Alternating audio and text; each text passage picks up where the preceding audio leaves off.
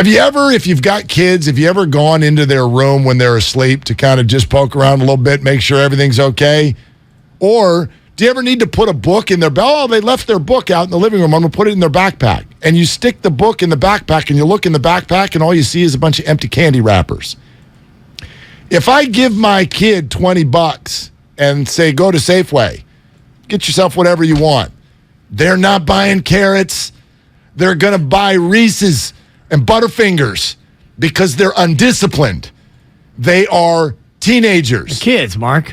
The 49ers. I blame the parents, by the way. 49ers. Well, who are the 49ers' parents? The 49ers are not just undisciplined with their flags. They are undisciplined right now with the way they have strategically built this entire team. Kyle Shanahan is about two things. He's about play calls and playmakers. Everything is about these playmakers. And look at the playmakers. Holy hell.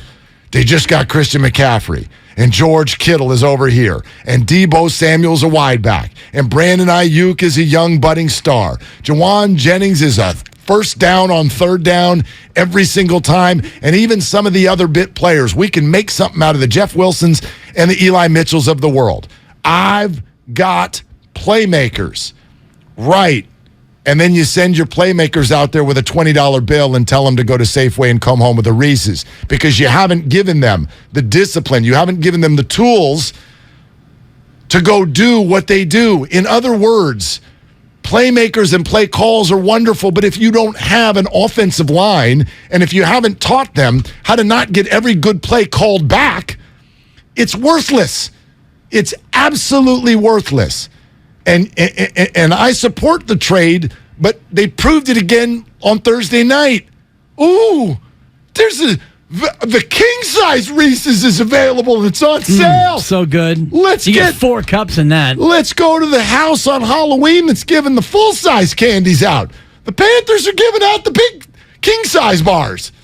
Let's go get another candy bar. You got no carrots on this team. There's no broccoli. You got carrots. You got the ultimate broccoli, the big sprig at left tackle. You got one. You get the big sprig. He's a little bit hurt right now. He's a little wilted. You got one, and you got rookies. And you can't eat wilted broccoli, by the way. It's nasty. You can steam it. You can try to broil it. It still is going to be a little bit wilted and bad. But ultimately, Mark, your big fun-sized candy bar, Christian McCaffrey, is going to be even more fun this weekend when he knows the playbook in more depth than he does. The offensive line has been a problem. We talked about it at the start of the year. It was going to be an issue, but you had this great defense. That, to me, is where the real problem lies. And the discipline, the issues discipline-wise were on all 3 units. And Jawan Jennings, in the opening kickoff of the second half, with a bad late hit. I mean, he was way out of bounds. I cost you an extra 15. You give the best quarterback in football a short field, and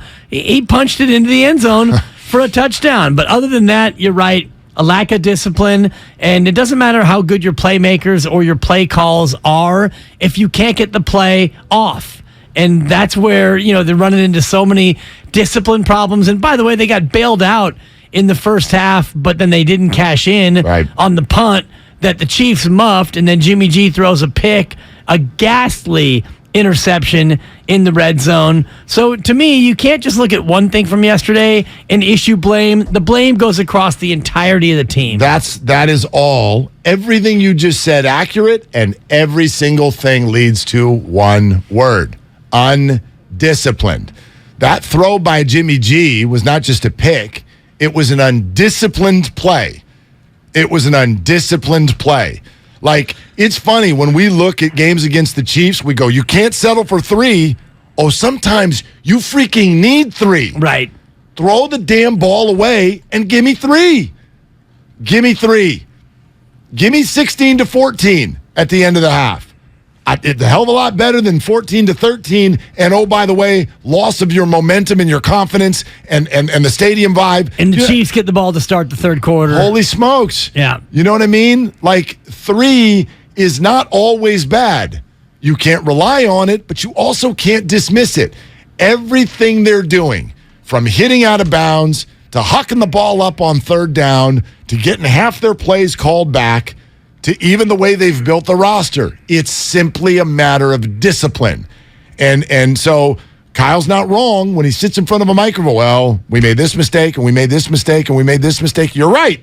They did. And they need to be held accountable. And, oh, by the way, when the people underneath you just keep making mistakes, that's your discipline, too. Yeah. 'Cause that's your job. That's on the coach. Is to get them to be disciplined. When you've got your star pass rusher lining up in the neutral zone 2 times in a row, that's a lack of attention to detail. And that's where Nick Bosa does it once, and you check with the referee on the side judge, and you make sure that you're not in the neutral zone a second time. And you've got situations where you've got players maybe playing more hurt than they should be. That's an issue with the coaching staff and the training staff. If Mooney Ward is unable to swivel his hips and run with a wide receiver and he gets beat by 15 yards down the field, well, then you should not be on the field. And if Trent Williams can't drop step and prevent Jones from being, or Clark rather, from getting around the end on a must-block situation, then maybe you shouldn't be on the field. And he had a play earlier in the game where he held, and Trent Williams clearly wasn't 100%. You shouldn't have these guys out there. You got to have a system to where you're not putting injured guys, compromised players out there who can't do their job. We're here for you all morning. 888-957-9570. It's Willard and Dibs. So glad you're with us. Matt in San Rafael, you can lead us off today. Matt, what's going on? What are you doing? Hey, guys, I'm actually on the way to physical therapy right now, which I'd imagine a lot of the Niners. I was going to say, you probably see half the team when you get there. So tell them we said hey. Totally. No, I want to preface this by obviously huge defensive letdown, but, I mean, if you look back at the rest of the season, they've been nails, and they've got to be beat down and exhausted. So that was going to happen at some point. And then, the O-line, obviously suspect. But, I mean, when you've got 6 guys in the NFL top 100 on your offense at skills positions, and then you got Trent Williams as well, I mean, I know we're going to get to Jimmy, and this isn't a jump on Jimmy kind of call, but I'm just saying at some point you exacerbate already weak points when you've got a quarterback who takes his second safety instead of throwing it away. Like you said, the irresponsible throw-up interception. How many sacks did he take where it just looked like he had no idea the pocket was collapsing around him? The fumble. I mean, at some point, he's such a restriction, and I think everyone says, oh, well, Trey's not going to be the next Mahomes. You can't just draft a mobile quarterback. He was drafted because he's smart. And I think what we're starting to see is one of the biggest concerns with Jimmy is there's just a lot of head-scratcher, bonehead calls that, you're in the red zone, you got all these guys, and if you watch, Monday morning quarterback, not fair, right? But you watch replays, and there's guys open in these red zone situations that he's either not seeing or he can't make the throw, and we're living within 15 yards of the line of scrimmage again like we have for the last 5 years. It's just, you can't run with the Chiefs like that, and that statistic of the Niners haven't made a fourth-quarter comeback when down by a field goal or more under Jimmy and Shanahan. I mean, what is that? We're not asking him to be John Elway and make these epic, 30-for-30 ESPN comebacks. But, I mean, if you can't come back from a field goal, how can you ever say you're an elite quarterback? Well, I don't think anyone ever said that. Matt, let's talk about Jimmy for a sec. Thanks, Matt. Appreciate it. You want to do this? You want to talk about Jimmy? I do. Let's talk about Jimmy, because this is going to be the answer for many people when we say, why aren't they better? Like, that's the question today. Why aren't the 49ers better? We can all debate what's left this season. Are they actually going to win the division? I would still pick them to win the division as I sit here today. No doubt, no hesitation at all. So we can all debate what they are, but whatever they are, they should be better. They should be better than that. They should not be losing by multiple touchdowns 2 weeks in a row, no matter who they're playing. So why aren't they better? And for many people, that answer will be Jimmy. So let's address Jimmy Garoppolo here for just a second. Undress or address? No, address, because this is where I come from on the Jimmy thing. Jimmy Garoppolo is the best you got right now. Jimmy Garoppolo was not supposed to be the quarterback this year. We're going to put Trey over here because, in my opinion, when we say... You got to put him on that little scooter he cruises around on. There you go. Take your scooter and his just little knee scooter. Go over there in the corner for a second, because I don't think we can make any judgments at all on Trey yet. He said, oh, well, Trey was drafted because he's smart or because he's mobile or because he's this. I have no idea what Trey Lance is going to be someday other than the 49ers quarterback. I do know he's going to be that at some point. Okay, so put him aside for a second. Jimmy Garoppolo is the best you got. No one said he was elite. No one even said he was going to be the quarterback this year. I don't even care that some players in the locker room thought they'd be better with him. That's fine. The bottom line I bet they'd like to have that back. They probably would. The bottom line is this team moved on at the starting quarterback position, and then a bunch of totally wackadoodle things happened to lead us to this point. No one is mistaking Jimmy Garoppolo for elite. So, in my opinion, we don't even really need to go there. You can't say, well, his team is not good because, damn it, Jimmy Garoppolo. Well, they left. They agreed, and they made a move, and then we ended up here, and that's you can totally criticize how we got here.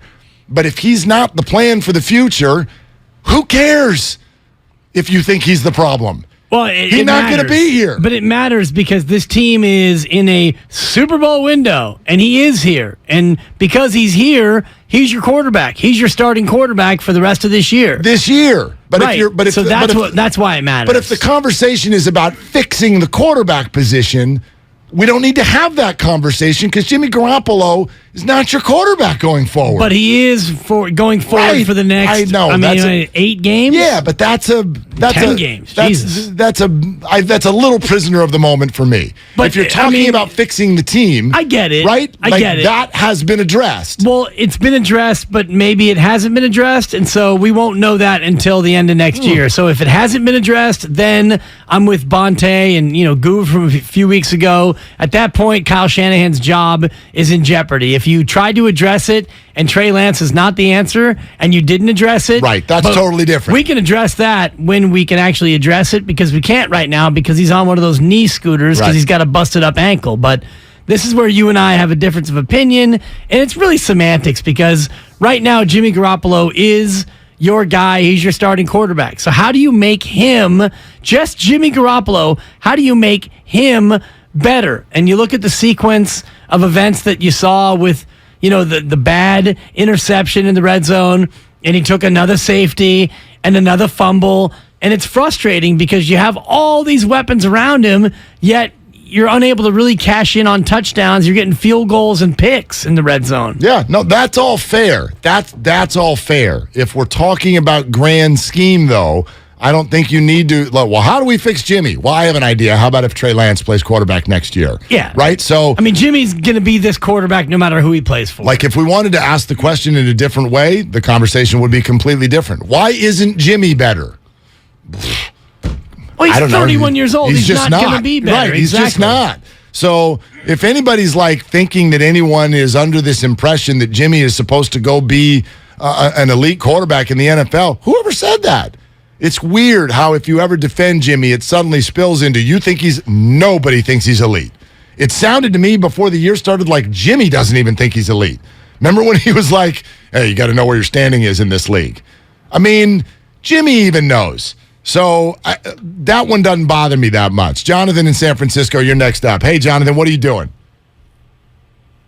Hey, I'm just dwelling in this nonsense that we saw yesterday. I just want to say, man, it seems like the 49ers are repeat offenders. One, it's the dumb penalties. Number two, watching that game yesterday, it was kind of like watching, the last 7 minutes of the Super Bowl over and over again in the second half. They're in third and forever, and you know what the defense did? Hey, Pat, how much yards do you need, bro? We're going to sit back and watch you heave it 60 yards downfield to an open receiver. Isn't that what they did in the Super Bowl? So these guys, they don't learn from their past experiences, their past mistakes. The defense, Fred Warner's the best linebacker in football. He's the number one defense in the league. Fake. Total counterfeit. The defense is soft. Not only that, there's no in-game adjustments. There's no comeback. And in some cases, would let a 10-point lead evaporate in the biggest of games. You know what this team is? It's the dumbest team in football. I'll tell you what I don't understand. That's a shout out to Bill Callahan, I think, right? I did not understand the pass rush's inability Tom Cable? to get into It's a Raider shout out. yeah. The dumbest team in football. Shout out Joe Spinella. That's Callahan. I should never second guess. It was a nice win for the Raiders yesterday. But anyway, I don't understand why the pass rush didn't get there.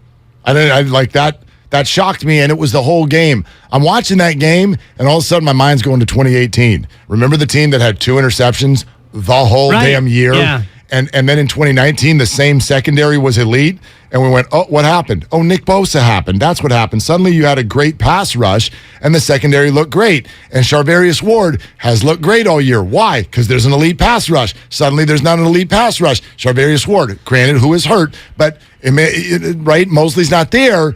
And so that's a part of it, but also any secondary is going to look awful against Patrick Mahomes with time. Period. Right. End of sentence. I don't care who you have. Jalen Ramsey, dust, dirt, nothing.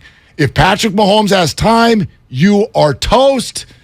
And he had all the time he wanted. Nick Bosa got there one time. Late in the game, and other than that, they never even got in his face. They only touched him 3 times. Unbelievable. They hit him 3 times. That's your game. Yeah. Of course they're going to score 40-something if you don't get to Mahomes. They moved him well, and they protected him well, and he gets the ball out of his hands a lot faster than, anybody else would otherwise deliver the football. So it was more than just they didn't get home. And, Nick Bosa didn't have a lot of help in the pass rush, and they had no pass rush up the middle. So Patrick Mahomes had a lot of clean pockets.